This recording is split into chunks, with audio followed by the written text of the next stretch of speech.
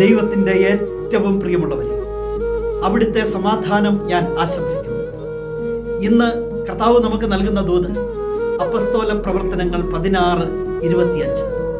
അർദ്ധരാത്രിയോടടുത്ത് പൗലോസും സീലാസും കീർത്തനം പാടി ദൈവത്തെ സ്തുതിക്കുകയായിരുന്നു. തടവുകാർ അത് കേട്ടുകൊണ്ടിരുന്നു. പൗലോസിനെയും സീലാസിനെയും വലിച്ചിഴച്ച് ഒരുപാട് മർദ്ദിച്ചിട്ട് ചങ്ങലക്കിട്ട് തടവറയിൽ അടച്ചു. എന്നിട്ട് അവരെ ശ്രദ്ധയോടെ കാത്തുകൊള്ളാൻ പട്ടാളക്കാരോട് നിർദ്ദേശം നൽകി. ആ അർദ്ധരാത്രിയിൽ അവർ കീർത്തനം പാടി ദൈവത്തെ സ്തുതിക്കുകയായിരുന്നു. ആ തടവറയ്ക്കുള്ളിൽ മറ്റ് തടവുകാരെല്ലാം അത് കേട്ടുകൊണ്ടിരുന്നു. ആ സമയത്ത് വലിയ ഒരു ഭൂകമ്പമുണ്ടായി.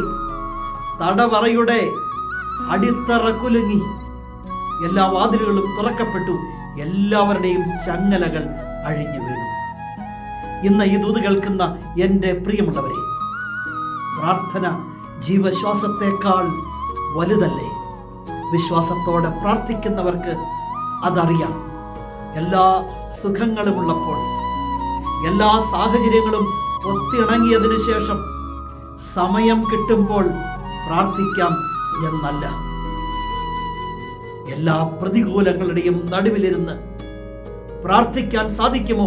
നീ പ്രാർത്ഥിക്കുന്നത് നിന്റെ ദൈവത്തോടാണെന്നുള്ള യഥാർത്ഥ തിരിച്ചറിവിൽ, എങ്കിൽ അത്ഭുതത്തിന്റെ വാതിലുകൾ നിന്റെ മുന്നിലും തുറക്കപ്പെടും. കരുണാമയനായ ദൈവം നമ്മയെല്ലാം സമൃദ്ധിയായി അനുഗ്രഹിക്കട്ടെ.